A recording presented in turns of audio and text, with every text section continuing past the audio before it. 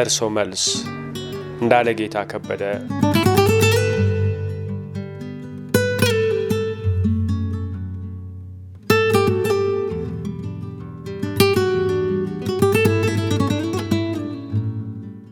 ምዕራፍ 1 ጀንበር ስለ ሄኖክ። ሄኖክ ማን ነው? ሁልጊዜ ራሴን አበክሬ የምጠይቀው ጥያቄ ነው። ማን ነው? ስለሱ የምሰጠው መረጃስ እንደ ተሟላ ዕውቀት ይቆጠራል ወይ? እንዴ የምለው ስለ ሄኖክ በእርግጠኝነት ለመናገር ከሚቸገሩ ሰዎች መሃል አንዷ ስለሆንኩ ነው። ቢያንስ ከምተርከው ከፊሉ እውነት ነው ተብሎ እንደሚታመንልኝ ግን ጥርጥር የለኝም። አሁን ገነትንም ሲኦልንም ያወቅኩት በሱ ነው። ወደማላውቀው ዓለም ደርሼ የተመለስኩት በሱ ነው። ሳይገባኝ የጨረስኩት ግን የወደድኩት ፊልም ማለት እሱ ነው። አጠር ያለ ህልም የሚመስል ኑሮ ያለፍኩት ከሱ ነው። በቅጡ ሳላውቀው የታቀፍኩት ሳልጠግበው ደግሞ የተለየውት ሰውነትም የሱ ነው። ለጥቂት ጊዜያት ነው አብረን የነበርነው፣ ለጥቂት ወራት ብቻ። ከመንፈቅ ያለፈና የአንደኛ ዓመት ልደቱን ለማክበር ያልበቃ ፍቅር እንጀምራለን ብዬ ሳልገምት ጀመርን። ፍቅራችን አልቋል ብዬ ባልገመትኩት አንድ ጥቁር ቀን ደግሞ ሁሉ ነገራችን አከተመ። ረዥም ጉዞ የሚያስኬድ የሚመስለው መንገዳችን ተቋረጠ፣ ቆመ። ሁሉም ነገር ቆመ። ተለያየን። ጥልቅ በሆነ ስሜት ሰምጣችሁ፣ ቅልጥ ባለ የፍቅር ዳንስ ተውጣችሁ፣ ወደማታውቁት ዓለም አድርሶ በሚመልስ ሙዚቃ በህብረት እያዜማችሁ ነው እንበል። ያላችሁበት ክፍል መብራት ድንገት ድርግም ብሎ ቢጠፋና ሙዚቃው ቢቋረጥ፣ ባልቦላውን ያጠፋው ደግሞ ቀደም ሲል አብሯችሁ ሲደንስና ደረታችሁ ላይ ሲስለመለም የቆየ ሰው ቢሆን ምንድን ነው ሊሰማችሁ የሚችለው? ምንድን ነው የምትሉት?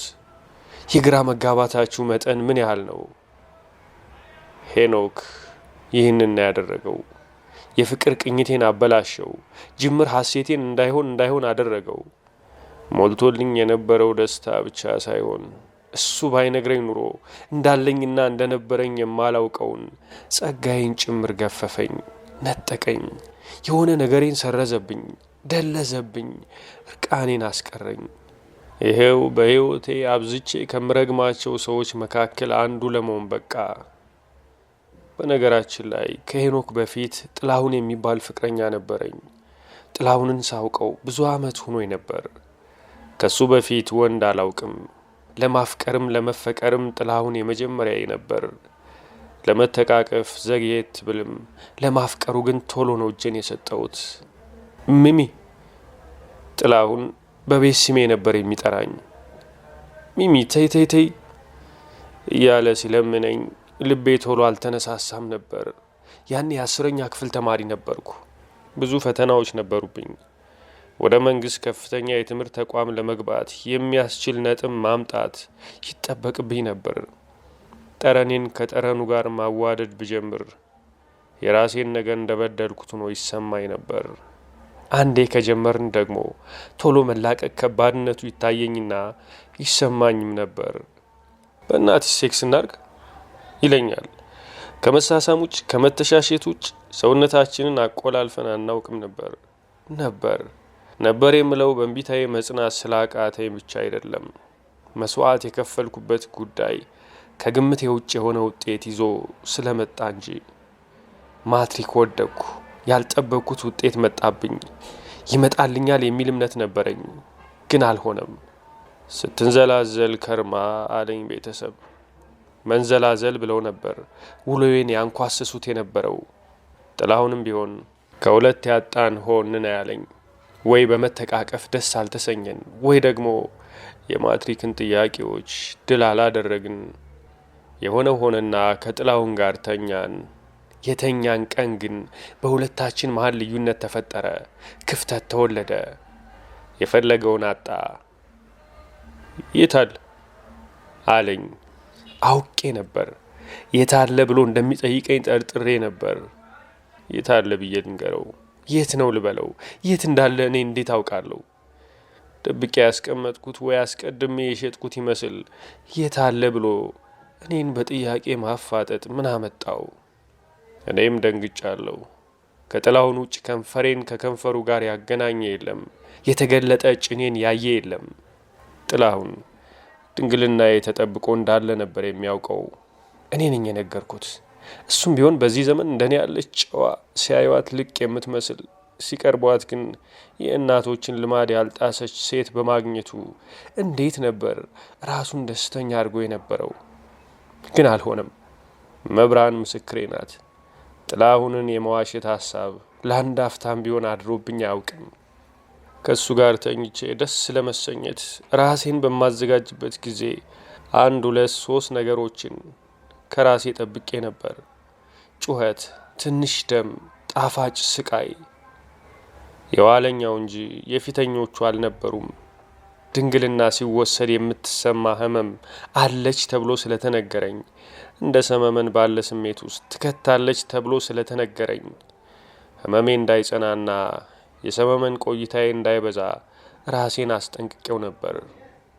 ግን ለካስ የሌለ የተረት ጅብ ነበር ስጠብቅ የቆየሁት፣ ስፈራ የቆየሁት። ጅቡም ጩኸቱም ዋሻውም ጨለማውም አልነበረም፣ ብርሃን የሞላው ጨዋታ ነበር። ቢራቢሮዎች የሚበሩበትና የሚውሉበት አበባ እንጂ ጥቅጥቅ ጫካ አልጠበቀኝም።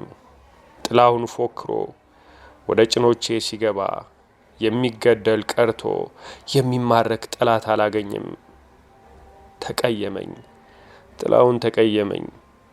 ድንግልናዋ ተጭበርብሯል ብሎ አምኗል። መጀመሪያ ነው እንዲህ መሰለኝ። እየቆየ ሲመጣ እኔ ውስጥ ተፈልጎ የታጣው ነገር ቀላል እንዳልሆነ ገባኝ። ለካስ ድንግልናዬ የኔ አልነበረም። ድንግልናዬን አንተ ነህ የምትወስደው ካልኩት ቀን ጀምሮ እንደ ራሱ ንብረት ሲጠብቀው ሲናፍቀው ቆይቷል። የጠበቀው ነገር የለም። ከሌለ የወሰደው አለ ማለት ነው ብሎ አመነ። ይህንን ማመን እኔን መወንጀል ነው፣ እኔን ማሳነስ ነው። አንድ ቀን እናቴ በእንቁጣጣሽ ዋዜማ ልትጠይቀኝና በዓሉን አብራኝ ልታሳልፍ ከናዝሬት፣ እዛ ነው እናቴ የምትኖረው፣ መጣችና ይህንን ነገር ጠየቅኳት። አንዲት ዘመዳችንን አራስ ለመጠየቅ ስንሄድ በእኔ ላይ የሆነው ነገር በጓደኛዬ እንደደረሰ አድርጌ እንዴት ነው ይሄ ነገር አልኩና ዘርዝሬ ያጫወትኳት። ቦይፍሬንዷ ተቀየማት፣ ቅር ተሰኝባት ብዬ ነገርኳት። እናቴ አልተገረመችም። ይሄ ለእናንተ አዲሳችሁ ነው አለች። አዎ አደንግጭ በያት። እንዴት ነው የማደነግጠው? ከማንም ጋር ተኝታ የማታውቅ ሴት ድንገት ከምትወደው ጋር ወሲብ ፈጽማ እንዴት ነው ድንግልናዋ ሲወሰድ ሚጥጥዬ ደም የማይፈሳት አልኳት። ጥያቄን ረገጥ አድርጌ አንዳንዴ ያጋጥማል። በምን ሰበብ? በእናንተ ዘመን አጋጣሚው ምን እንደሚባል አላውቅም። በእኔ ዘመን እንዲህ ሲያጋጥም ማርያም ወስዳው ነው ይባል ነበር አለችኝ እናቴ። ማርያም ወስዳው? አዎ ነበር የምንለው። ማርያም የሌላ ሴት ድንግልና ምን ያደርግላታል? የራሱ አይበቃትም አልኩ ነደድ ብሎኝ። እንዲህ እንደማይባልና አነጋገር ያልታረመ እንደነበር የገባኝ የእናቴ አይን ድንጋጤ ሲውጠው ነበር። ከፋት። እኔም እንዲህ አይነቱን ድፍረት ያመጣሁት በጥላሁን የተሰጠኝ ደረጃ እንዲያንስ ምክንያትና ተጠያቂ አድርጊያት ነው። ማርያምን ወዳታለሁ፣ በስሟ ነው የምምለው። መብርሃንን ካልኩ እውነቴን ነው፣ የእምነቴን ነው ማለት ነው የተናገርኩት። ድንበሬ ናት። ስሟን ጠቅሻ አልፌ የምረግጠው ደፍ የለም። ስሟን አልደፍረውም። ጥላሁን ድንግልናሽን ለሌላ ሰጥተሽ ነው እስከ ዛሬ ያጃጃልሽኝ ያቆየሽኝ ሲለኝ መብርሃንን ያልከውን አላደረኩም እመነኝ አልኩት። አላመነኝም። ይኸው እናቴ ደግሞ ማርያም ወስዳው ነው ትለኛለች። ትውሰደው። እኔ ነኝ የንጽህናዬን ደረጃ የማውቀው ልኬን። ግን መውሰዷ ካልቀረ በስሟ ስምል እሷ ደግሞ እሱ እንዲያምነኝ የሚያስችል አቅም ብትሰጠው ምን ነበረበት? ለምን ታስጠረጥረኛለች? ምላሱን እንዲያለዝብ የነቀፌታ ቃልም እንዳይናገረኝ ለምን በልቦናው አድራ አልገሰጸችልኝም? እናቴ በእኔ ከተከፋችው በላይ እኔ በመብርሃን ተከፋው። እናቴ ደግሞ የልቤን ደመናና ጭጋግ ልብ አላለችም። የፀሐይ ብርሃኔን መነጠቅ አላወቀችም። ግዴን ለማታወቅ ሁሉም በደረሰበት የእውቀት ደረጃ ይመላለስ ተብሏል። አንድ ቀን እገባታለሁ። ጥላሁን ለየለት። ንዝንዙ በዛ። ስማ ድንግልናዬን ማንም ወሰደው ማን? this is not a big deal አልኩት። ቢብስብኝ ጊዜ አርማጌዶን አስመሰልከው አልኩት። የፍጻሜው ጦርነት፣ የመጨረሻው ዘመን። አንቺን ተማምኜ ስንትና ስንት አስተማማኝ ነገር ባለበት ዘመን ያለ ኮንዶም በሌጣው ሴክስ ማድረጌ ነው የሚቆጨኝ አለኝ። ወሬ ማብዛት አላስፈለገኝም። በዚህ ልክ እንዲነዘንዘኝ መፍቀድ የለብኝም። የራስ ጉዳይ አልኩት። ቀድሜ በልቡ ውስጥ ሞቼ ነበር፣ ተገድዬ ነበር። አሁን በተራዬ ለሱ የሰጠሁትን ስፍራ አስለቀቅኩ። ቦታው መለቀቅ ያለበት ሌላ ተቀማጭ ስለመጣ አይደለም።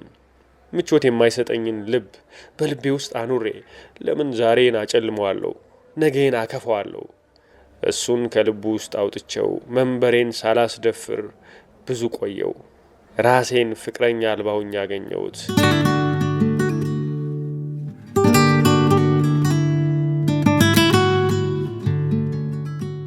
ያለ ፍቅረኛ የሰነበትኩባቸው ጊዜያት አብረውኝ መሆን የሚፈልጉ እኔ ደግሞ ፊት የነሳዋቸው ሰዎች ነበሩ። ሱራፌል የሚባል አንድ ወጣት ግን ፍላጎቱ ምን እንደሆነ ባልገባኝ ሁኔታ አብሮኝ መዋል የሚያስደስተው ሰው ነበር። አብይ የሚባል ጓደኛው ሱራፌልን ደጃት አስተኙ ይለኝ ነበር።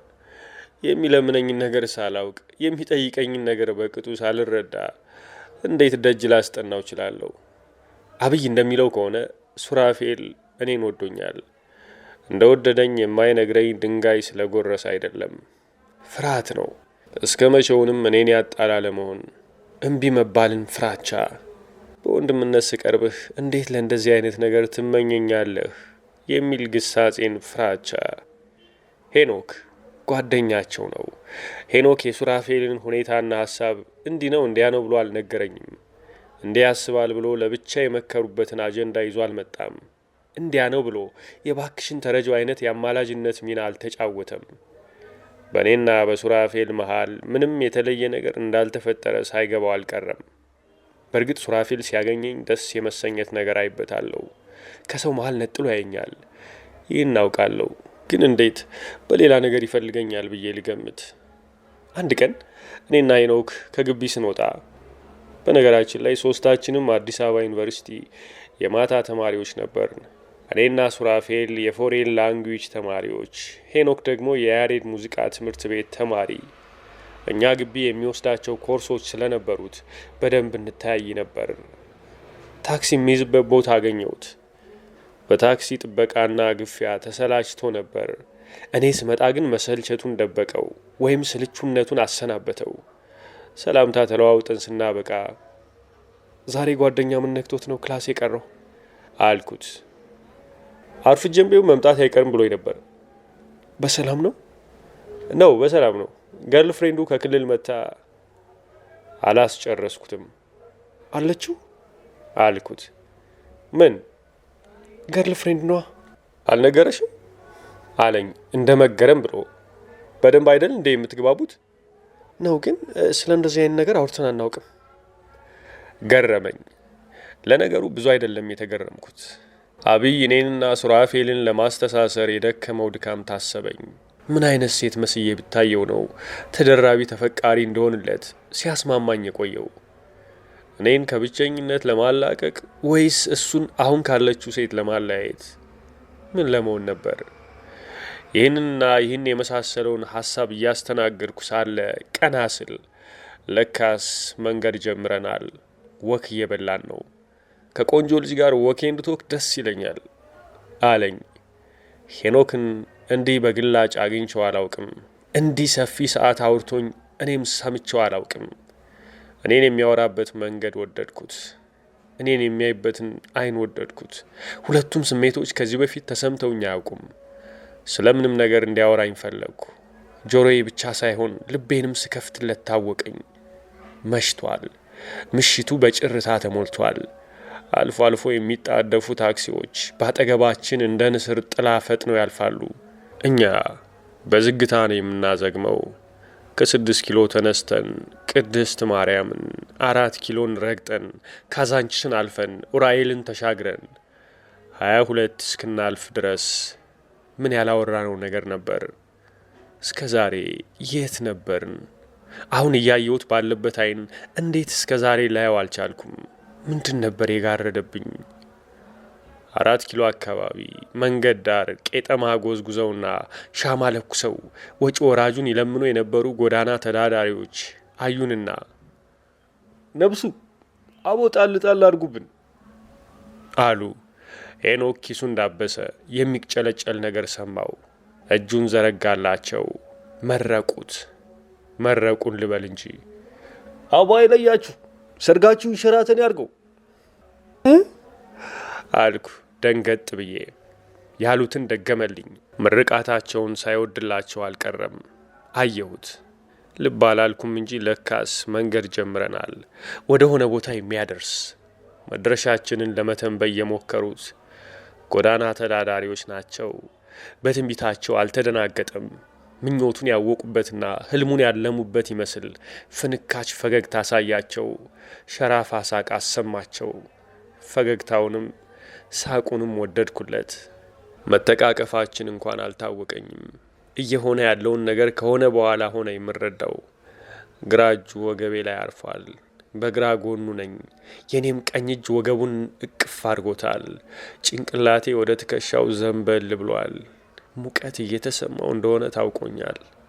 እጁን መጀመሪያ ጃኬቴ ላይ፣ ቀስ በቀስ ከጃኬቴ ላይ አንስቶ ሸሚዜ ላይ፣ ከሸሚዜ አንስቶ ቲሸርቴ ላይ፣ ከቲሸርቴ አንስቶ ቀጥሎ ምንም የለም። ቀጥሎ ያለው ሰውነቴ ነው፣ ገላዬ ነው። ምኑኜ ነው ይህን ሁሉ ኮተት የደራረብኩት? እኔ አቅም አልነበረኝም።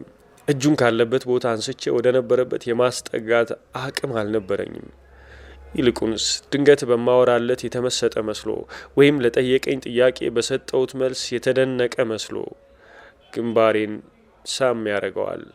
እስክጠራጠር ድረስ አድርጎታል ወይስ አላደረገውም? ሳመኝ ወይስ አልሳመኝም አይደለም የኔ ጥያቄ። ግንባሬን ነው ወይስ ከንፈሬን ነው የሳመው እላለሁ። ግንባር ነው። ቆዳ የለበሰ አጥንት ነው።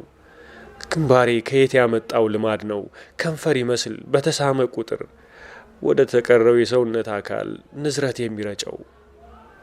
ሄኖክ ትላንትም ከትላንት በስቲያም አምናና ካቻምናም ሲያደርገው እንደቆየ በድርጊቱ አልተገረመም።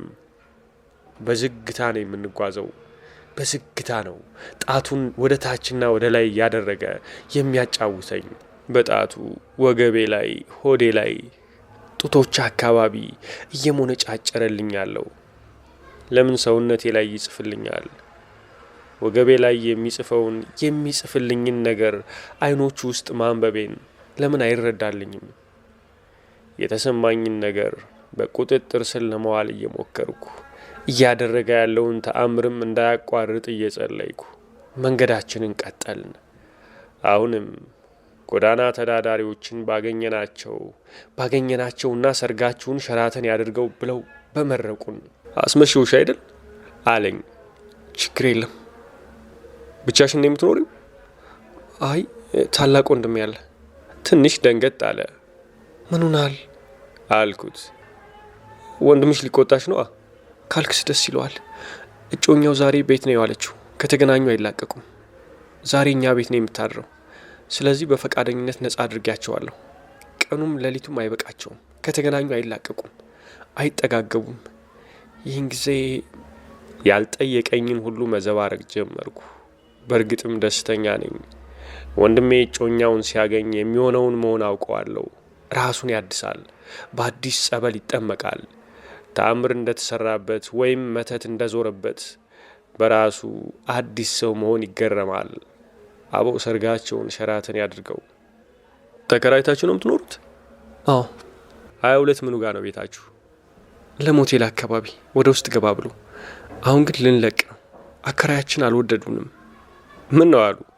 አንድ ዘመዳችን ማለትም አጎታችን የእናታችን ወንድም ባለስልጣን ነው፣ በሚኒስትር ደረጃ ያለ እና ከሱ ጋር ቤተሰብ መሆናችን ደስ አላላቸውም። ሄኖክ ገረመው።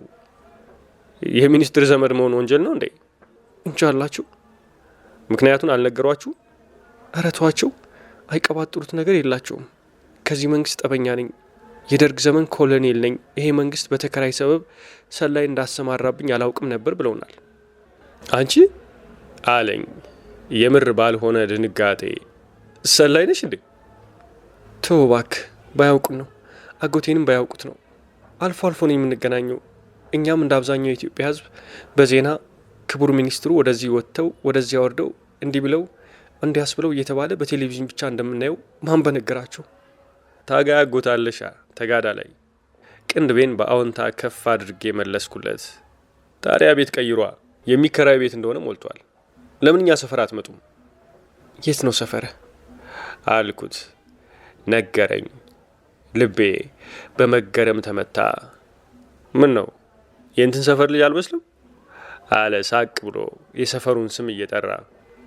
አይ ገርሞኝ ነው። ታዲያውን ወዴት እየሄድክ ነው? ወደ መገናኛ ለሞቴል እየሸኘውሽ። ደስ አለኝ። መሸኘት ለእኔ አዲስ አይደለም። እንዲያውም ወንድ ልጅ ሴትን መሸኘት እንደ አንድ የብቃት መገለጫ ሳይቆጥሩ አይቀርም። ሄኖክ ብቻ አይደለም ከሴት ልጅ ጋር ወክና ቶክ መቋደስ የሚወደው ብዙ ናቸው። ብዙ ከሆኑ ታዲያ ሄኖክ እየሸኘውሽ ነው ሲለኝ ለምንድን ነው የገረመኝ? የገረመኝ ድምፁ ውስጥ ያገኘው ስሜት ነው። ስሜቱ ልብ የወለደው ነው። ከውስጥ የወጣ ነው። ከውስጥም ውስጥ ለእኔ ብሎ እኔን አስቦ ከውስጥ የሚያወጣቸው የተለዩ ስሜቶች እንዳሉት ተሰምቶኛል። ለምንድን ነው እንዲህ የሚያከብረኝ? ምን መስዬ ታይቸው ነው? በፊትም ስለ እኔ እንዲህ እንደ ዛሬው ነበር የሚያስበው? ወይስ ዛሬ ብቻ? ወይስ ሁሏንም ሴት እንዲህ ነው የሚያወራው? ራሴን ተቆጣሁት። ሁሏንም ሴት ማለት ምን ማለት ነው? ከኔ ውጭ ሌሎች ሴቶችን እንዲህ ባለው ሁኔታ አያወራቸውም። ይሄ ለእኔ ብቻ ነው። ፈገግታ ያመለጠኝና ፊቴ ላይ ተመላለሰ። ወሰንሽ? ለምኑ? እኛ ሰፈር ለመምጣቱ። አሪፍ ሰፈር ነው። እኛ ግቢ የሚከራዩ ቤቶች አሉ። የቤቱ አከራይ ደግሞ እኔ ነኝ። ተከራዮችን እንደ ወንድምና እህት እንደ አጎትና አክስት የማይበት አይን አለኝ እና አንቺንና ወንድምሽን እየቀለደ እንዳልሆነ አውቄያለሁ። ከመገናኛ አካባቢ ርቀን የመሄድ ፍላጎት እንደሌለን ነገርኩት። ወንድሜ መገናኛ ነው ቢሮ፣ መንገድ ትራንስፖርት ነው ስራው። ብቻ የማናወራው ነገር አልነበረም። ምን ነው ይህንን ርዕስ በዘለል ነው የሚያስብል ነገር አልገጠመኝም። ዝምታችን እንኳን ውበት ነበረው። ሳያወራኝ ሰማዋለሁ። ሄኖክ ልቤ ውስጥ የሚመላለሰውን ጭምር የማወቅ ችሎታ እንዳለው አልተጠራጠርኩም። አመንኩት። ወደ ቤቴ ስቃረብ የመከፋት ስሜት ይሰማኝ ጀመር። መንገዱን ለማስረዘም በብዙ ደክም ያለው እግሬን እየጎተትኩ በሚያወራው እንደተመሰጥኩ አይን አይኑን እያየው መቆም፣ ቤተ ክርስቲያን ባጋጠመኝ ቁጥር ተንበርክኬ ጸሎቴን ማስረዘም። በነገራችን ላይ ለጸሎት ስንበረከክ ጥጉን ይዞ እጁን ኪሱ ከቶ እስክጨርስ ይጠብቀኛል እንጂ የሆንኩትን አይሆንም። ከንፈሩንና ግንባሩን ከቤተ ክርስቲያን መግቢያው በር ላይ፣ ጉልበቶቹን ደግሞ ከመሬት ጋር አያገናኝም። ምን ሆነ ነው አልኩት። ምን የሆንኩት? ማተብህን በጥሰ ነው ወይስ ጥንቱንም ኦርቶዶክስ አልነበርክም? ዘርዓ ያዕቆባዊ ነኝ። ዘርዓ ያዕቆባዊ የሚባል ሃይማኖት አለ እንዴ? ሃይማኖት ሳይሆን እምነት ነው፣ መንፈሳዊ አመለካከት አለኝ። በእምነትና በሃይማኖት መካከል ያለውን ልዩነት እንዲያስረዳኝ ልጠይቀው ነበር። ግና ምን አስቸኮለኝ? ገና ነው፣ በቂ ጊዜ አለን። ስለ እምነትና ሃይማኖት ብቻ ሳይሆን ስለ ማንኛውም ነገር የሚበቃኝ ሰው ብዬ ተቀበልኩት። ልቡ በልቤ ላይ እንዲያርፍ ፈለግኩ። እኔ በቃሻለሁ ብሎኛል። ይበቃኛል። የትም መሄድ አያስፈልግም። የትም መቀላወጥ አያስፈልግም። ይበቃኛል። ምን ጎድሎብኝ? እንኳንስ ነገ ከነገ ወዲያ ተጨምሮ አሁን የሚሰማኝን መሞላት እንኳን ማን ሰጥቶኝ ያውቃል? ሄኖክን ወድጀዋለሁ። ለመውደድ ስንት ደቂቃ ይበቃል? ስንት ቀን? ስንት ዓመት? መውደድ ድንገት የሚወለድ ስሜት ነው ወይስ እንደ ባሉን ቀስ በቀስ እየተነፋ አየር ሲበዛው ተልቆ የሚታይ? መቼ ነው ፍቅር የሚወለደው? ሄኖክ ምን እያሰበ እንደሆነ አላውቅም። በአይኑ እየዳበሰኝ ነው። አይኖቹን ከአይኖቼ ጋር ሰፍቷቸዋል። የሆነ ነገራችን ተቆላልፏል። ሳንያያዝ ተሳስረናል። እሱን የምጨምረው እንዲሆንልኝ ስለምመኝ ብቻ አይደለም። አንድ እንጨት ብቻውን አይነድም ብዬ አስቤም አይደለም። ውስጤን አምነዋለሁ። ሄኖክ ውስጥ ተወልጃለሁ። ሕፃን ፍቅር ከኔ ይዞታል በል። ሕፃኑ ፍቅር መዳን ሲጀምር፣ መቆም ሲጀምር፣ ወፌ ቆመች ሲባል ዛሬ ላይ ሁኛ አየሁት። ሄኖክን ወድጀዋለሁ። ዛሬ በዛሬ አሁን ባሁን ቤቴ ከደረስኩ ቆይቻለሁ። ግን ቻው ብዬ ሄኖክን ማሰናበት ከበደኝ። ደህና ደር ብለው የማያሰናብቱት ጥቁር እንግዳ ልቤ ውስጥ ገብቷል። ቁመናል። የማይቆምበት ቦታ ቁመናል። በጸጥታ ጠይም ጨለማ ለብሰን ቁመናል። የሌለን ያህል በጸጥታ በአርምሞ አይናፋር ንፋስ እየተሽኮረመመ አየንና ጸጉሬን አዘናፍሎ ትቶን አለፈ። ድንገት ከንፈሮቹን ከንፈሬ ላይ ያገኘዋቸው። አልደነገጥኩም። መጀመሪያ በአይኖቹ ነግሮኝ ነበር። በአይኖቹ ጥርጊያ መንገድ አመቻችቶ ነበር። ከንፈሮቹ ከንፈሬ ላይ ብዙ አልቆዩም። አደረገውና አይኑን ጨፈነ። ምኑናል አልኩት። ድምፄ ውስጥ አበጀህ የሚል ድምጸት አግኝቷል። ደህና ደሪ። አይናፋር ነህ እንዴ አልኩት። በሹክሹክታ ነው የምናወራው። አይ የራሴ ሁኔታ ገርሞኝ ነው። ከንፈሬን እረፍ ማለት አቃተኝ።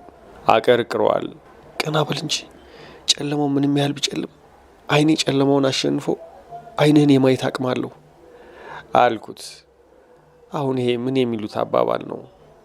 ማን ነው ባፌ እያወራበት ያለው? ደህና ድሪ፣ ደህና ድር። ቁሟል። ቆም ያለው ከነበርንበት ቦታ አልተንቀሳቀስንም፣ ግን ተሰነባብተናል። ሳንቆላለፍ ተቃቅፈናል። እኔ ውስጥ ገብቷል። እሱ ውስጥ ሆኛለሁ። ማን ነው እሱ ውስጥ የከተተኝ? ማን ነው እሱን እኔ ውስጥ የጨመረው? ሄኖክን ወድጀዋለሁ። ግቢ በቃ እሺ። አሁንም እንደ ቅድሙ፣ አሁንም እንደ ቆምን። ወንድምሽና ጮኛው ይሄን ጊዜ ጨርሰዋል አለኝ ሳቅ ብሎ። ዝግ ብሎ ነው የሚስቀው። በየጥጋ ጥጉ፣ በየአጥሩ፣ በየድንጋዩና በየዛፍ ቅርንጫፍ ቅጠሉ ስር ፍቅር እየሰሩ ያሉ ነፍሳት በሳቁ የሚረበሹ ይመስል ይህን ጊዜ ጨርሰዋል። ምን አልኩት። እኔም አልነገረኝም። ወንድሜና ጮኛው ምን እያደረጉ እንደሆነ አልነገረኝም። አሳየኝ፣ አቀፈኝ፣ ጥብቅ አድርጎ አቀፈኝ፣ ግጥም አድርጎ ሳመኝ። መቀበል ብቻ አይደለም፣ እኔን ሰጠሁት። የተሰማኝ ነገር ሁሉ ከውስጥ እንደሆነ ከልብ እንደሆነ ለማሳመን ከንፈሩ ላይ አትሜ ነገርኩት። ማህተሜን ከንፈሩ ላይ ያየሁት። እቅፍ እቅፍ እቅፍቅፍ። በቃ ግቢ እሺ፣ ቻው ቻው። እግሬን ጎትቼ ወደ መዝጊያው በር አምርቼ ቦርሳዬ ውስጥ የግቢውን በር መክፈቻ ቁልፍ እየፈለግኩ እያለ አንድ ነገር ታወሰኝ። ማሬ። ድምፄን ሰምቶ ዘወር አለ። ማሬ ወይ አለኝ። ስልክ አልተለዋውጥንም አይደል? አዎ። ቁጥሩን ነገረኝ። ያዝኩት። ወዲያውኑ ፔጅ አደረግኩለት። ቁጥሩን ያዘው። ይገርማል። ለካስ ከዚህ በፊት ተደዋውለን አናውቅም። ነገ አንጠልጥዬ ተውኩት። እንገናኛለን። የጀመርኩትን ጨረሰው። በየትኛውም ሰዓት እቀጠርከኝ ቦታ ለመገኘት ዝግጁ ነኝ። ኮንትራት ታክሲ ይዞ ወደ ሰፈሩ። ያን ቀን ማታ ጌታዬ ሆይ ለዚህ ያደረስከኝ እኔ ማን ነኝ ብዬ ስዘምር አደርኩ። እኔ ማን እንደሆንኩ አላውቅም። ራሴን ጠይቄው አላውቅም። አሁን ያወቅኩት እኔ የማን መሆኔን ብቻ ነው። እኔ የሄኖክ ነኝ።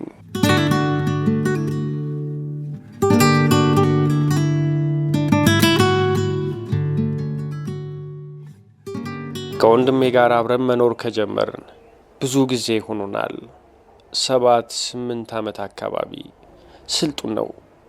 አጥብቄ ለያዝሽ የሚል አይነት ወንድም አይደለም። አልፎ አልፎ ብቻ ነው መረር የሚለው። ደስ ብሎኝ እንደውል ነው የሚፈልገው። የምታደርገውን የምታውቅ እህት አለችኝ እያለ ነው ለጓደኞቹ ስለ እኔ የሚነግራቸው። ወንድ ጓደኞቼን ያውቃቸዋል። ከሚያውቃቸው መሃል አንዱን የግሌ የብቻዬ እንደማደርግ ይጠረጥር ነበር እንጂ ሄኖክን ትይዛለች ብሎ አልገመተም ነበር። ግን ሆነ። ሲሆን ተዘበራረቀበት። ለእኔ የሚሆን ወንድ እንዲህ ያለው ከእንዲህ አይነት ሱስ ራሱን ያጸዳ እያልኩኝ መስፈርት ስደረድርለት ቆይቼ በእኔ መመዘኛ መሰረት ሲግሬድ የሚያሰጠውን ሰው ማፍቀሬ እጅጉን አስገረመው። ግድ የለም አልኩት። ሁለን እያደርን በሄድን ቁጥር ትወደዋለህ። የሆነ ያልተመቸው የቆረቆረው ነገር እንዳለ ጠርጥሬ ያለው። ፈጠናችሁብኝ፣ ያልተከካውን እያወካችሁ እንዳይሆን ብሎ ስጋቱን ገልጾልኝ፣ ወደድኩትም ጠላሁትም በፍቅርሽ ውስጥ የሚያኖረው ለውጥ ሊኖር አይገባም አለኝ። አውቃለሁ። ሌላ ቀን ጠየቀኝ። ሚሚ አሁንም ቀጥሏል አለኝ። ከስሜት ወጥተሽ ራስሽን ጠይቂው ብሎ የቤት ስራ ሰጥቶኝ ነበር። መብርሃን የተመሰገነች ትሁን አልኩት። ሰሞኑን ደግሞ አንድ ነገር ልጠይቀው እያሰብኩ ነው። እንጋባ ልለው ነው እንዳትይም ብቻ። ይሄ ልጅ የምትሰሪውን አሳጥቶሻል ብለውስ አልኩት ባልታሰበ ግምቱ ተደሜ። ያዋከቡት ነገር ምዕራፍ አያገኝም፣ ፍቅሬ በዛ እኔ አላማረኝም የሚለውን ዘፈን እሱ ራሱ ይመርጥልሻል። እውነቴን እኮ ነው። አንድ ጥያቄ ልጠይቀው ነው። ምን እንደሆነ ታውቃለህ? ምንድን ነው? ስለ ኢትዮጵያና ኤርትራ ወዳጅነት፣ ጠብና የመሳሰሉት ነገሮች አንዳንድ ግልጽ እንዲሆኑልኝ የምፈልጋቸው ጥያቄዎች አሉኝ እና እሱ ምን ቤት ነው ያውቃል እንዴ አለኝ። ወንድሜ ራሱ ለጥያቄ መልስ ይፈልጋል። ጥያቄው ነው አይደንቲቲ። እረ በጭራሽ። እና የማያውቀውን ነገር እንዲነግርሽ ነው ራስሽን የምታዘጋጀው አለኝ። እንዲህም ታዝቦኝ አያውቅ። ሄኖክን በደንብ ስለማውቀው ነው። ካወቅኩት ጊዜ ጀምሮ ለምጠይቀው ጥያቄ መልስ በማዘጋጀት መፍትሄ ላስፈለገኝ ጉዳይ አማራጭ በማበጀት በፈለግኩት ጊዜና ቦታ በመገኘት ፍቅሩን ማሳየት ይፈልጋል። እንዴት? እስኪ አሁን ያልሽውን ድገሚ። ደገምኩለት። አሁን አንቺ የምትዩን አይነት ሰው ከሆነ እውነትም እጁን ለፍቅር ሰጥቷል ማለት ነው። አታውቀውም አልኩህ እኮ ነው። ሄኖክ ማለት ይሄ ነው። ፍቅሩን የሚያሳየው ከተፈቃሪው እግር ስር በመሆን ነው። ዝቅ ብሎ ስለተገኘልኝ ነው የፍቅር አክሊል አናቱ ላይ የጫንኩለት። የኔ ቅዱስ ውዴ መሐረይ ባህል በይ። ደግሞ ጨዋታ ሲችል ነገር ማሳመር ሲሆንለት ተቃቅፈን ስንተኛ ደግሞ ደስ ማለታችን። ወንድሜ ፊልድ ሲወጣ የኔ ልብ የደስታ ከበሮ ይደልቃል እስክስ ስላለው። የወንድሜ መምጫ ቀን በተራዘመ ላለው። ሄኖክ ይመጣል፣ እኔ ጋር ያድራል። ራት ውጭ ካልበላን ጾማችንን ማደራችን ግድ ነው። ብቻችንን ስንሆን ራት የሚያስረሳ አዚም በሁለንተናችን ላይ ይወድቃል። ተቃቅፎ ከመሳሳምና እርቃናችንን ከመዋደድ ውጪ ሌላው ትርፍ ነው። እንደ ተገናኘን ቃል ሳንለዋወጥ ተስገብግበን ነው የምንጎራረሰው። ጉርስ ያደርገኛል፣ ጉርስ አድርገዋለሁ። ሌሊቱ የኛ ያልሆነ ይመስል የተሰጠን ደቂቃ ቅጽበት ብቻ የሆነ ይመስል አንጠጋገብም። ቅልጥ ባለ ፍቅር ውስጥ ነን። እርካታችን ጫፍ ላይ ስንደርስ ትክ ብሎ ያየኛል። አስተያየቱ የተለየ ነው። በዚህ ሰዓት እኔን የሚያይበት አይን የተለየ ነው። አይኑ ብርሃን ይረጫል። እንዲህ መታየት ራሱ እንዴት ነው ነፍስን በሐሴት የሚሞላው! አይገርሙ ይለኛል። ምኑ እለዋለሁ። ምኑ ነው የሚገርመው? የኛ ነገር ድንገት መተሳሰራችን፣ እንዲህ ከልብ መዋደዳችን ምኑ ነው የሚገርመው? አንቺን በሚመለከት እናትሽን በአንድ ነገር በልጣቸዋለሁ አለኝ። አቤት እናቴን የሚበልጥበት ነገር በማግኘቱ እየተሰማው ያለው ደስታ! በምን? እሳቸው የማያውቁትን ውበትሽን አውቀዋለሁ ማለት። ሴክስ አድርገን ስንጨርስ ፊትሽ ላይ የሚታየው ውበት የሚገርም ነው። ከኔ ውጭ ማንም አያውቀውም፣ አንቺም ብትሆኚ። ብድግ ብሎ የተንተራስኩትን እጁን አላቆ ካልጋ ወረደ። ሄኖክ ቀጭን ነው፣ ገና ነው። ሰውነቱ ስጋ ለብሶ ለማደር ፈራ ተባብሏል። ከውፍረት ጋር አልተዋወቀም። ወረደ። ከአልጋ ወረደና ወደ ሳሎን ሄደ። ምን ሊያደርግ ነው እያልኩ እከታተለዋለሁ። አንዳንድ ጊዜ ያልተለመዱ ድርጊቶችን ያደርጋል። ሌሊት ተነስቶ ወደ ሲዲ ቴፕ አምርቶ የሚወደውን ዘፈን በቀስታ ከፍቶ በዝግታ የማንጎራጎር ልምድ አዳብሯል። ይህ እንኳን ሙዚቀኛ ስለሆነ ነው። ሊድ ጊታሪስት አሁንም ሲዲ ቴፑን ሊጎረጉርና እሱም ከቴዎድሮስ ታደሰ ጋር አብሮ ሊያንጎራጉር መስሎኝ ነበር። በግንቦት ወር እጅ ያልገባ ጥላ፣ ለጉብል ልጅ ያልታመመ ገላ፣ አያኮራም ለጉዳይ ካልሆነ እንዲያው ከባከነ። ግን አልሆነም። ሳሎን ገብቶ ግድግዳ ላይ ተሰቅሎ የነበረ የመልክ ማያ መስታወት አወረደና ይዞት መጣ። ቀና በይ አለኝ። ቀና አልኩ። መስታወቱን ፊቴ ላይ አኖረልኝ። ይችኛዋን ጀንበር ታውቂያታለሽ? መስታወቱ ውስጥ ወዝ የተንቸረፈፈበት ጠይም ክብ ገጼን አየሁት። ጎራዳ ከመባል ለጥቂት የተረፈ አፍንጫዬን፣ ቀይ ብስል ከንፈሬን፣ ከወገብ በላይ ርቃኔን ነኝ።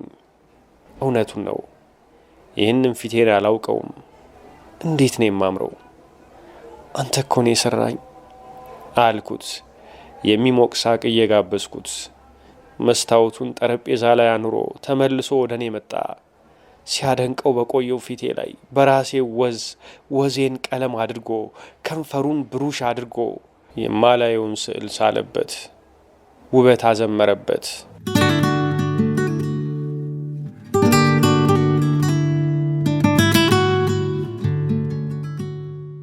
ጥላሁን ተረሳ ማለት አላገኘውም ማለት አይደለም። የእሱ ነገር ቆርጦልኛል ካልኩ በኋላ 1-2 ጊዜ አግኝቸዋለሁ። በተገናኘን ቁጥር 2 ነገሮች አይቀሩም ነበር፣ መሳሳምና መጨቃጨቅ። መሳሳሙ ዕድሜ ለሄኖክ ቀረ፣ አቆምን። መጨቃጨቁ ግን ቀጠለ። ሌላ ፍቅረኛ መያዜን ስነግረው ተናደደ። እንደ መጠቃት ቆጠረው፣ እንደ መናቅ ቆጠረው። አንኳሰሰኝ። ምን ሆነ ነው እንደዚህ የምትንጨረጨረው አልኩት። ፈሪና ተጠራጣሪ አርገሽኛል አለኝ። አምላክ ከዚህ ጉድ ያውጣኝ እንጂ ፈሪ አርገሽኛል። እኔ ካንቺ ውጭማ ሌላ ሴት እንደማላውቅ ታውቂያለሽ። ለፍርሃትና ለተጠራጣሪነትህ ተጠያቂውን የተገኘሁበትን ሰበብ ነው የማላውቀው። ራስሽን ምን ያህል እንደምታውቂው አላውቅም። እኔ ግን የማውቀውን ያህል ማን መሆንሽን ልነግርሽ እችላለሁ። እኔን ማጣት አትፈልጊ ስለነበር ድንግል ነኝ ብለሽ ዋሸሽኝ እንጂ ከኔ በፊትም ከኔ በኋላም እኔ አብሬሽ እያለሁም ብዙ ወንድ ታውቂያለሽ። እንደዚህ ነው የምታስበኝ አልኩት አዝኜ። ከጥርጣሬና ከፍርሃቴ ነፃ የምወጣው የደም ምርመራ ያደረግን እንደሆነ ብቻ ነው። ዝግጁ ነኝ። መቼ እንመርመር? መቼ ነው የሚመችሽ? መቼም ቢሆን፣ በተለይ ዛሬ፣ በተለይ አሁን። እልህ ተናነቀኝ። ሄድን። ወደ ከፍተኛ ክሊኒክ ሄድን። ታክሲ ውስጥ ገብተን እዚያ እስክንደርስ ቃላት አልተለዋወጥም። ተኮራርፈን ነበር። ደማችንን ሰጠን። ከደም ምርመራ በፊት ምክር ቢጤ ተለገሰን። ነፃ፣ ሁለታችንም ነፃ ሆን። ጥላሁን በትክክል ፍርሃትና ጥርጣሬ ውስጥ እንደነበር ያስታውቅበት ነበር። ውጤታችንን ካወቅን በኋላ እሱን የማሸነፍ ስሜት ተሰማኝ። ጭማቂ ጋበዘኝ። አሁን ፈታ ብሏል። መጫወት አሰኝቶታል። ሚሚ ወንድምሽ ደህና ነው? ደህና ነው። አሁንም ፊልድ ያበዛል? ያበዛል። አሁን የት ነው ያለው? አዋሳ። መቼ ሄደ? ዛሬ። ብዙ ላወራው እንዳልፈለግኩ እንዲገባው እየሞከርኩ ነው። ጭማቂያችንን ስንጨርስ ተለያየን። ከሰዓት በኋላ አንዳንድ ልረግጣቸው የሚገቡኝ የቢሮ ደጆች ነበሩ። በነገራችን ላይ ዲፕሎማዬን የሰራሁት በማርኬቲንግ ሙያ ነው። የማስታወቂያና የፕሮሞሽን ስራ እንድሰራላቸው አንዳንድ ድርጅቶች አነጋግረውኝ ነበር። የሙያው ባህሪ ይሁን ወይ የኔ ሙያውን የማስተዋወቅ አቅም ደካማ መሆን አላውቅም፣ አንዳንድ ድርጅቶች ያለፉኛል። አንድ ስራ ያሰሩኝና ስራውን ሰርቼ ስጨርስ የአገልግሎቴን ክፍያ ለመፈጸም ያመነታሉ። ቢያደርጉት እንኳን ገንዘባቸውን ለአንድ በጎ አድራጎት ድርጅት ያዋሉት ያህል ይሰማቸዋል። የሆነው ሆኖ ቀኑ በድካምና በብስጭት አለቀ። ራት ሊጋብዙኝ የሚፈልጉ አለቆች መብዛት ደሜን ሲያፈላዋልና አመሻሽ ቤት ገባው። ቀልቤን መሰብሰብ አቃተኝ። ፊልም ተከራይቼ አምጥቼ ነበር። ፊልሙን ሳላየው ያልቃል። የሆነ ትከሻዬን የመክበድ ነገር ይሰማኛል። የቤቴ ደጅ ተንኳኳ። ማን ነው ብዬ ጥያቄን ከማስከተሌ በፊት ያንኳኳው ሰው ገርበብ ያለውን በር ከፍቶ ገባ። ያየሁትን ማመን አልቻልኩም። ጥላሁን፣ ሰርፕራይዝ አደረኩሽ አይደል? ሞቅ ብሎታል። ሞቅ ባይለው ኖሮ ቀደም ብሎ ሳይደውል አይመጣም ነበር። መጣብኝ። እንዴት ልትመጣ ቻልክ? አቅፎ ሊስመኝ የዘረጋው እጅ እንደ ተንከረፈፈ ነው። አይቼ እንዳላየውኝ አለፍኩት። ከፍቶሻል ልበል? ቶ አንተ አይደለህም። አንተ ሳትሆን የወሰድከው ብቅል ነው እንዲህ የማይደረገውን የማድረግ ሞራል የሰጠህ። ይቅርታ ሚሚ፣ አሁንም ቢሆን የመጣሁት እስከ ዛሬ ላደረስኩብሽ የልብ ስብራት ይቅርታ ለመጠየቅ ነው። የፍቅር ላሜ፣ የመውደድ ላሜ ቦራዬ ባልዋለችበት ቦታ የቅናትና የጥርጣሬ ኩበት ሳስለቅም የቆየው ከንቱ ነኝ። ይቅርታ አለኝ ድራማ እንደሚሰራ ሰው አክት እያደረገ። ይቅርታውን ቅድም ሻይ ቡና ስንባባል ለምን አልጠይከኝም? አፈርኩ። እፍረቴ ያላናግር አለኝ። ተቀመጥ ሳልለው ተቀመጠ። ሞራሉ እንደተነካ፣ ቅስሙ እንደተሰበረ ሰው አንገቱን ደፋ። ደናድር አልኩት። ስለ እሱ እየተሰማኝ ያለውን ሐዘን አልወደድኩትም። ይሄ ሐዘን ወዴት ሊጎትተኝ እንዳሰበ ገብቶኛል። በይቅርታ ገመድ አሳቦና ስቦ ትቼው ወደ መጣሁት ወደ እኔና ወደ እሱ የፍቅር ሀገር ሊመልሰኝ ነው። እናም መሄድ ትችላለህ፣ ደናድር አልኩት። ውጣልኝ እያልሽኝ ኮረቢሚ? አዎ፣ ለእኔ ውጣልኝ። ለእኔ ለልጅነት ፍቅረኛሽ የማይረሱ ትዝታዎችን እንድታሳልፊ ምክንያት ለሆንኩሽ ለእኔ ውጣልኝ። ይቅርታ ለመጠየቅ ነበር የመጣው። ይቅርታ አደረግኩልህ። ሰላም አወረድን። ከእንግዲህ በኋላ ደግሞ በወንድምና በእህትነት አይን መታየታችን እንቀጥላለን። ጨረስን አይደል? ሳይጀምሩ መጨረስ አለ። በቂውን ያህል ራሴን ሳልቀጣ በፊትሽ ቁሜ ራሴን ሞልጬ ሳልሰድበው አትወጣም? ጨለማ ነው። እኩለ ሌሊት ሊሆን ጥቂት ደቂቃ ቀርቶታል አለኝ። እኔ እሸኛለሁ። እኔን እሸኛለሁ ብለሽ ወጥተሽ ብቻሽን ስትመለሽ አንዱ ቢደፍርሽ ጸጸቱን ለማን ነው? ምንም ይድረስብኝ ምን፣ አንተ እዚህ ስታድር ከሚሰማኝ የጥፋተኝነት ስሜት ሊበልጥ አይችልም። ወይ ዘሪት አካብዴ። እግሩን አንስቶ ሳቀ። ቀስ በል፣ ጎረቤት ተኝቷል።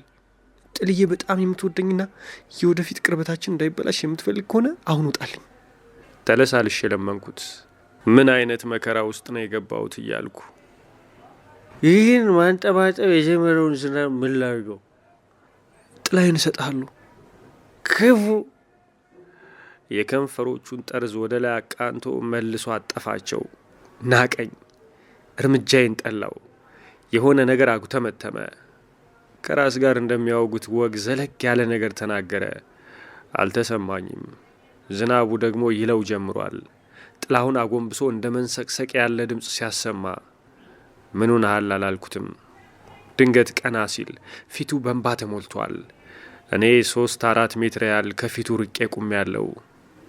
ድንገት ብድግ አለና እግሬ ስር ተደፋ። ሚሚዬ ይቅርታ። እሺ አልኩህ እኮ።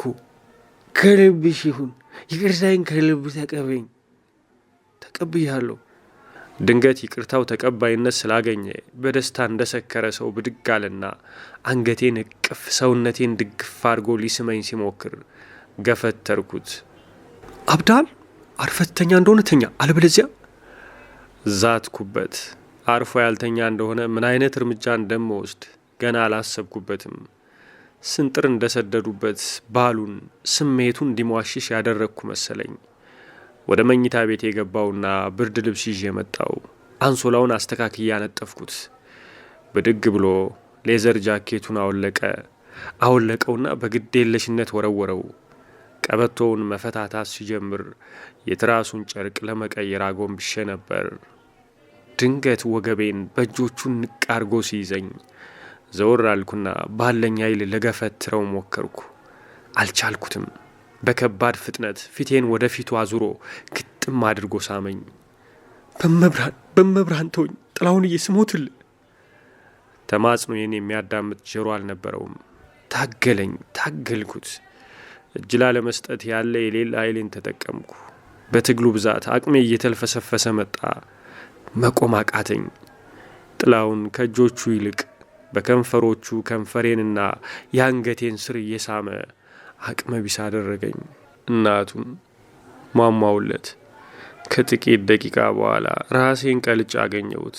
ከጥቂት ሰዓታት በኋላ የተዘጋ ጭኔ ተከፍቶ የተገተረ ብልቱ ተዳክሞ ጭኖቼ ስር ይውሸለሸል እንደነበር አስታውሳለሁ። እሱም እንቅልፍ ወስዶት እያንኮራፋ። በማግስቱ ሄኖክን የማየት አቅም አልነበረኝም። ቤቴ ሲመጣ እንደ በፊቱ ተፍለቅልቄ መቀበል አልሆነልኝም። ፈገግታ የከሳበት፣ ሳቄ ነጠፈበት። ምን ሆነሻል አለኝ። ልብ ብሎ ሲያይኝ ቆየና ሙዴ ተከንቷል አይደል?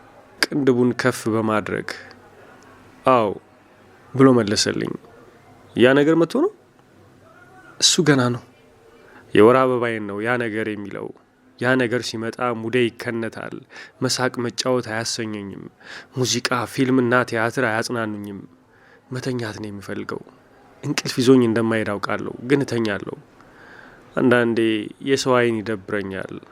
ያ ነገር ሲመጣ ሄኖክ እንኳን አመሌን አጥንቶ በእንክብካቤ ነው የሚይዘኝ። ቸኮሌት እየገዛ አዝናኝ ወሬ እያመጣ። ታዲያ እሱ ካልመጣ አሞሽ ነው? አመነታው። ምን ብዬ ልንገረው? ምን ተብሎ ይነገራል? ደብሮኛል።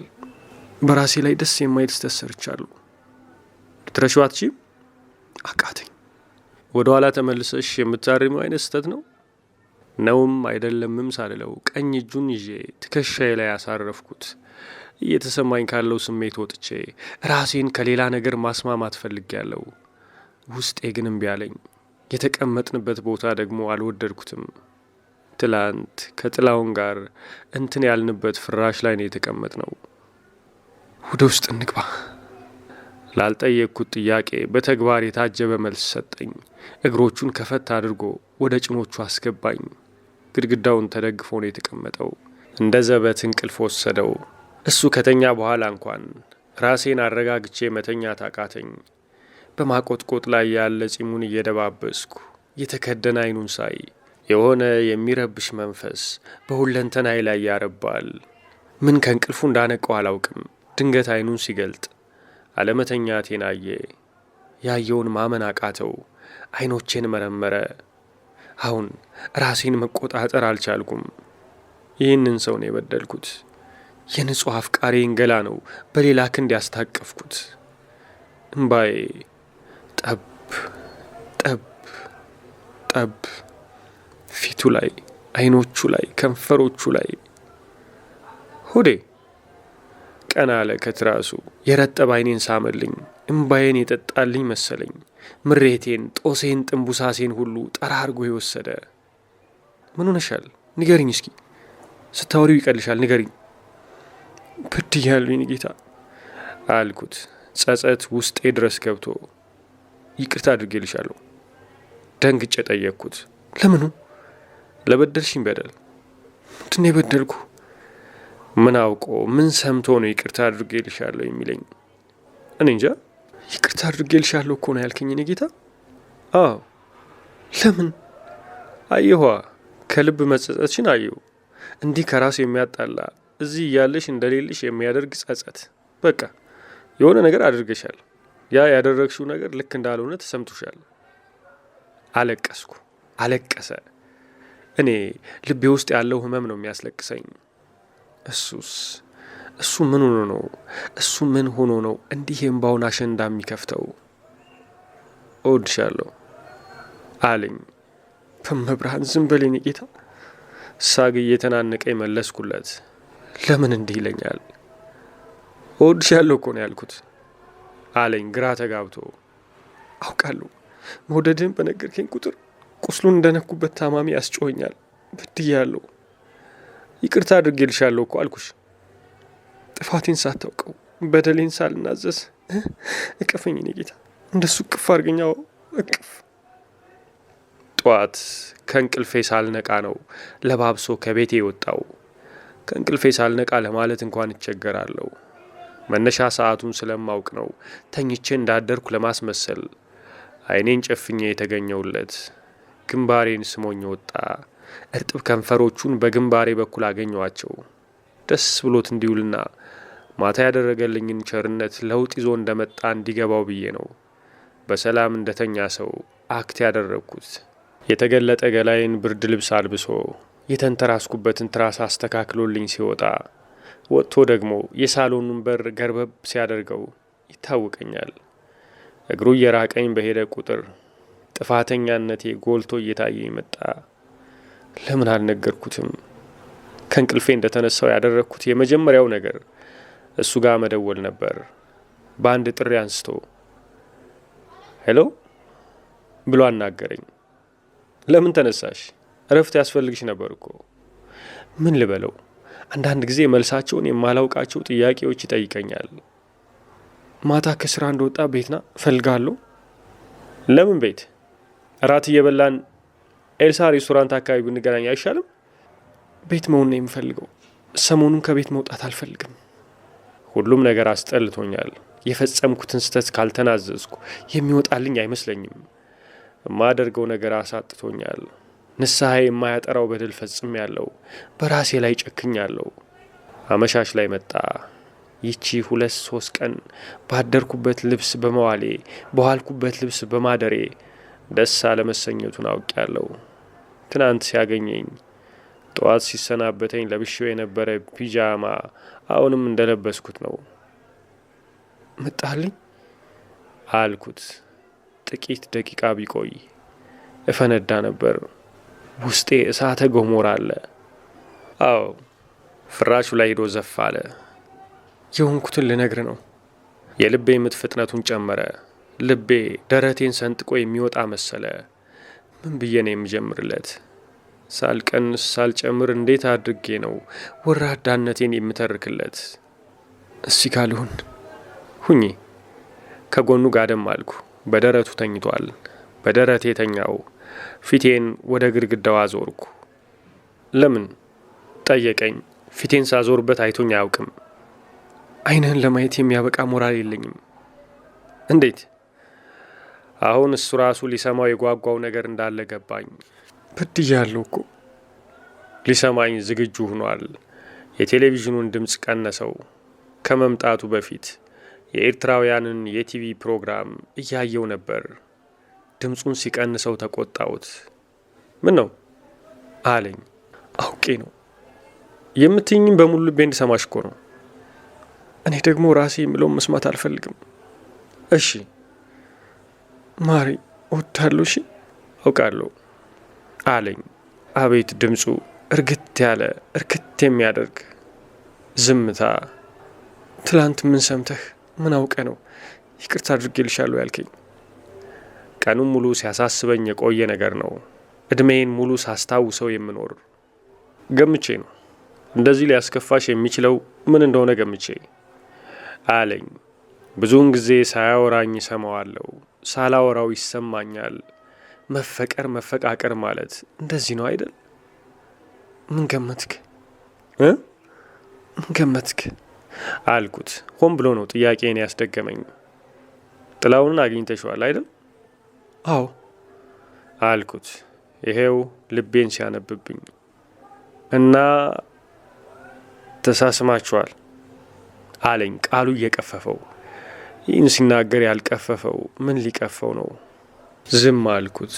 ቃሉ ካፉ ሲወጣ እንደ መርግ የከበደ ነገር ጫንቃዬ ላይ ሲጫን ታወቀኝ።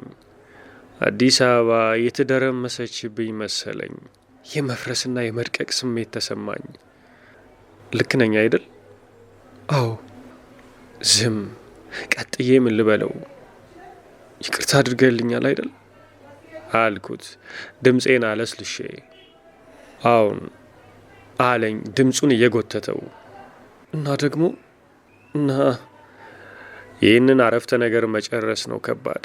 እዚህ ጫፍ ከደረስኩ ወደ ኋላ ማለት የለም። በገዛ እጄ የነብሩን ጭራ ይዣለሁ። ጭራውን ከለቀቅኩት ነብሩ ይበላኛል። እና ብዬ ዝም አልኩ። ጨርሹ አለኝ ሄኖክ። ቢረጋጋም ባይሰማው የሚመርጠው ነገር ልናገር እንደሆነ ገብቶታል።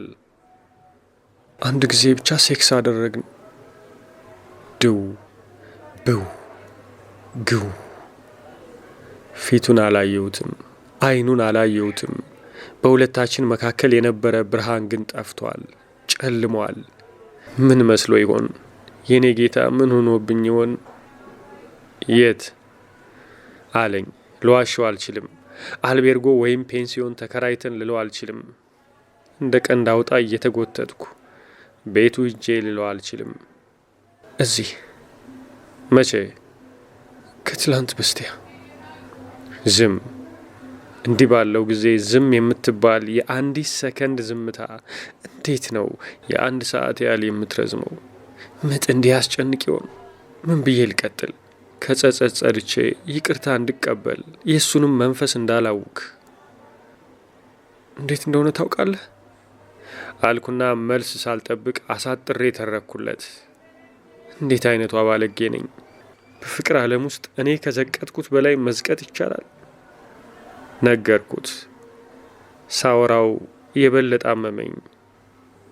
ጎዳሽኝ አለኝ። ሌላ ቃል አልጨመረም። የተናገረውን ቃል አላብራራም። አንድ ቃል ብቻ ነው የተጠቀመው። ቃሉን ካፉ ሲያወጣ ጩኸት አልነበረውም፣ እርግማን አልነበረውም። በዝግታ ጎዳሽኝ አለኝ። ጎዳሽኝ ማለቱ ደግሞ የበለጠ እኔን አሳመመኝ። በዝግታ ተነስቶ ጫማውን አጥልቆ በሩን ከፍቶ ወጣ። ደህና ደሪ አላለኝም። በሩን ከፍቶ የወጣው ሄኖክ ብቻ አልነበረም። በሱ በኩል ያገኘዋቸው ማለፊያ ስሜቶች ሁሉ እሱ ሲወጣ ተያይዘው የወጡ መሰለኝ። ብቻዬን ሆንኩ። አራቆቱኝ በገዛ እጄ። ይበለኝ። አሁን የሆንኩትን እኔን አያውቀኝም ፈጽሞ። አሁን የሆነውን እሱን አላውቀውም። እንዴት ተብሎ? ከዚህ ቀደም ባልተያየንበት መንገድ ተያየን፣ ተዋወቅን።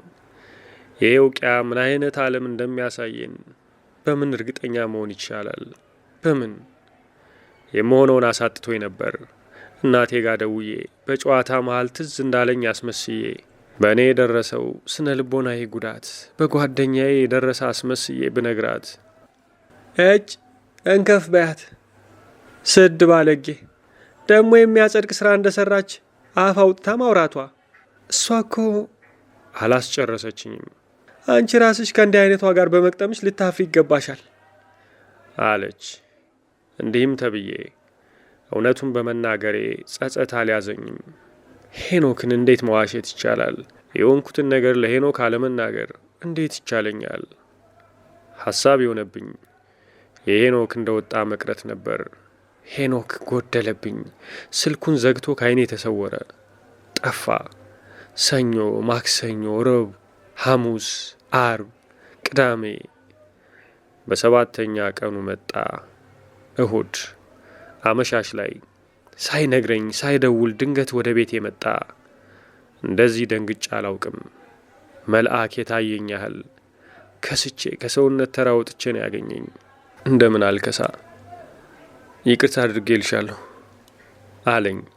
ጥያቄን ከዓይኔ ውስጥ ወሰደው። መልሱን በአንደበቱ አገኘሁት። አድርጌልሻለሁ። ተቃቀፍን፣ ተቃቅፈን ተላቀስን። ምዕራፍ ለውጠናል፣ መንገድ ቀይሰናል፣ ተፈትነን አልፈናል። ቅሬታችንን ቀብረነዋል። ይቅርታ በእኛ መሃል ሆኗል። የማይሆን የሚመስለው ነገር ሆኗል። ግን እንደምፈልገው ሆኗል ብዬ ነበር የማምነው። እንገናኛለን። ቤት ይመጣል። ቤትና ከቤት ውጭም እንቀጣጠራለን። ግን ግንኙነታችን ወዝ አልነበረውም፣ ለዛ አልነበረውም። የምንገናኘው ካለመገናኘት ስለሚሻል ብቻ ሆነ። በተገናኘንበት ደቂቃ ወዲያውኑ የምንለያይበትን ሰከንድ የሚናፍቅ መሰለ። እየገባኝ መጥቷል። የፍቅራችን ክንፍ ተመቷል። መብረር የማይችልበት ደረጃ ላይ ደርሷል። ምን ሆነ? የኔ ባህል በይ፣ የኔ የልቤ ብርሃን ማን መከረው? እንዲህ የሚሄድ ከሆነ ለምን ያኔ ተመልሶ መጣ? ለምን ይቅርታ አድርጌልሻለሁ አለኝ? ይቅርታ አድርጌልሻለሁ ማለት ምን ማለት ነው? እርግጠኛ ነኝ ከጓደኛው ከሱራፌል ጋር ተማክሮ ካልሆነ በቀር ይሄ የራሱ ውሳኔ አይደለም። የሆነ ሰው ተጃጅልሃል ብሎታል። የሆነ ቦታ ስሜን አጣጥለውበታል፣ ገላዬን አናንቀውበታል። የጥቁር ድንጋይ ያህል የጠነከረ ልቡን በብዙ ጠብታዎች አጎድጉደውበታል። ከጥላውን ጋር የሰራሽውን ስህተት አሁንም ተመልሰሽ ከራሱ ወይም ከሌላ ሰው ጋር ላለመፈጸምሽ ምን ማስተማመኛለኝ አለኝ። ጎርቶኛል ብሎ ከመጨረስ ውጪ የእኛ የፍቅር መጨረሻ ምን ቃል ይገልጸዋል? ሄኖክ ጎርቶኛል፣ አጉድሎኛል። ብርሃናዊ ገጽታውን ጠግቤ ሳልጨርስ ጨለማ ገጹን አከናንቦኛል። የፍቅር እስከ መቃብሯ ሰብለ ወንጌል እኔ ሄኖክን በወደድኩት ልክ በዛብህን አልወደደችውም። የሮሜ ጁሌቷ ጁሌትም እኔ ሄኖክን በወደድኩት ልክ ውዷን ወዳ አታውቅም ብያምን ነበር። አሁን እሱ ሌላ፣ እኔ የሌላ እሱ የሌላ ከአንዲት ቀይ ልጅ ጋር አይቼዋለሁ። ቤዛ ወይም ሮዛ ነው ስሟ። ልጅቱ ኮስተር ያለች ናት። ብዙ ጊዜ አይቼዋለሁ። ጠነን ባለ ርዕሰ ጉዳይ መወያየት ያበዛሉ መሰል ኮስተር ነው የምትለው። ሳቅና ፈገግታ ለሰው ልጅ ተሰፍሮ ሲታደል ለእሷ ሳይደርስ ቀርቶ ይሆን?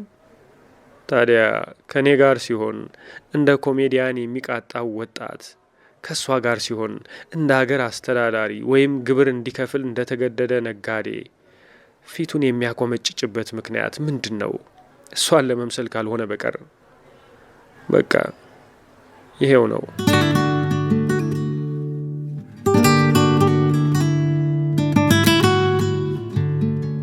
ደርሶ መልስ እንዳለ ጌታ ከበደ